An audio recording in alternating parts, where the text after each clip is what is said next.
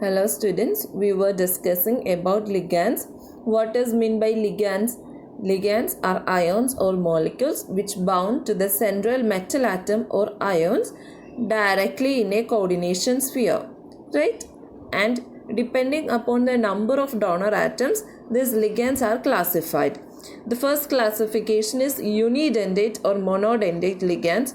Next is bidentate or didentate ligand, then polydentate ligand, ambidentate ligand, and chelating ligand. We already discussed what is all these ligands in detail, isn't it?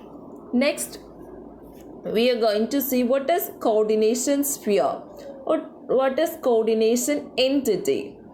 This coordination sphere or coordination entity, it is written in square bracket. Okay, hence it will be easy for us to understand what is the coordination entity when we are given with examples.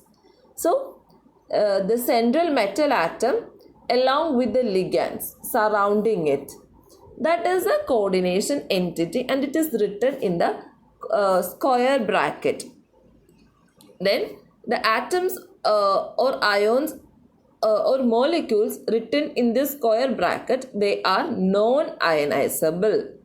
Okay, so this is the coordination sphere or coordination entity. Next is coordination number. What is meant by coordination number?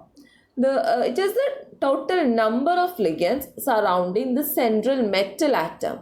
That is the coordination number. We already studied in Werner's theory that secondary valency, it is equal to the coordination number, isn't it? And this coordination number, it is fixed for a metal. It does not vary.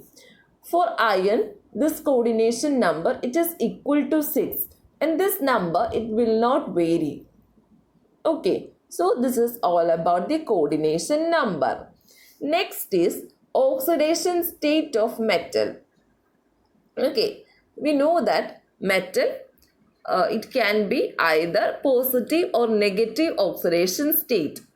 And we already know how to calculate this oxidation state, isn't it?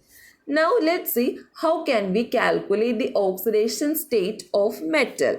Before that, we should learn some of the general rules. Then the oxidation number of atom in free state or combined elemental state.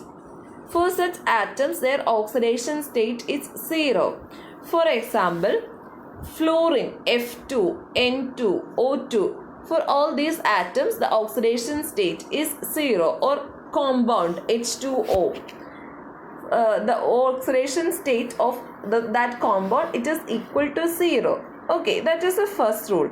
Oxidation number of atoms in free or combined state is 0. Next is oxidation number of monoatomic atoms. It will be equal to the number of charge on it. For example, sodium ion. What is its charge? It is plus 1. So the oxidation number of sodium, it is plus 1. And F minus, it is 2 minus. Okay. Next is for oxygen, generally its oxidation state is minus 2. Then in peroxides and superoxides and oxides of fluorine, the oxidation state of oxygen varies. In peroxides, its oxidation state is minus 1. Then in superoxide, it is minus half, and in oxides of fluorine, it has positive value. Okay, so generally the oxidation state of oxygen, it is minus 2. Then next is about hydrogen. The oxidation state of hydrogen is generally plus 1. But in case of metal hydrides, it is minus 1. Okay. Then the oxidation state of fluorine, it is always minus 1. Then oxidation state of alkali metals and alkaline earth metals, they are plus 2. Alkali metals, they have plus 1, and alkaline earth metals, they have plus 2. Then The sum of oxidation number is equal to the net charge on species. Okay. So these are the general things that we should keep in mind.